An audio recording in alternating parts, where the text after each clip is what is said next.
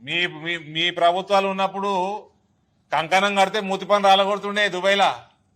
ఇలా కంకణం కడుతుండ్రు, బొట్టు పెడుతుర్రు, తిలకం పెడుతుర్రు, స్వామినారాయణ మందిరం పోతున్నారు, పూజలు యాగాలు చేస్తున్నారు.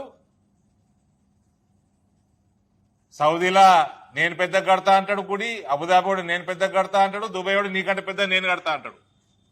అన్నాక ఇస్లాం ప్రపంచంని ఏలే సౌదీ యువరాజు మైక్ ముందరకు వచ్చి జై సియారాం అంటున్నాడు.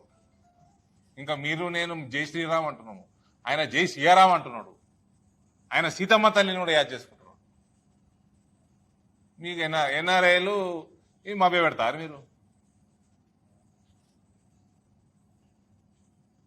కాంగ్రెస్ పార్టీ అంటేనే కరప్షన్ కి అడ్డా, కమిషన్ గడ్డ. తిక్క తిక్క స్టేట్మెంట్లు 370 వాపస్ తెస్తాము, ట్రిపుల్ తలాక్ వాపస్ తెస్తాము, బంగ్లాదేశ్ రోహింగ్యాలకి పౌరసత్వం ఇస్తాము. పాకిస్తాన్ క్రియేట్ చేసిందే నువ్వు. క్రియేట్ ఎడ్యుకేషన్ క్రియేట్ చేయకపోతే యుద్ధమే కాకపోవు.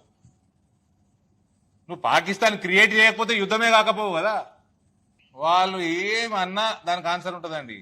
ఎందుకంటే ఈ దేశానికి తీవ్ర నష్టం చేసిందే కాంగ్రెస్ పార్టీ.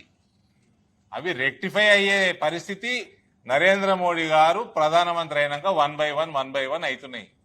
ఈ సమయంలో ఆయన ఎలక్షన్ నిలబడడు కరెక్టో రాంగో కూడా డౌటే నాకు. ఏం అవసరం ఆయన 15వ ఎలక్షన్ ఆయనకి జీవితంలో. 11 సార్లు అసెంబ్లీ, 2 సార్లు ఎంపీ, 1 సారి ఎమ్మెల్సీ. ఆయన సిట్టింగ్ ఎమ్మెల్సీ. ఇది 15వ ఎలక్షన్. సరే నిలబడుతున్నాడు, జవాబులు చెప్పాలి. ఎలక్షన్ సీరియస్నెస్ అర్థమైతే లేదు ఆయనకి.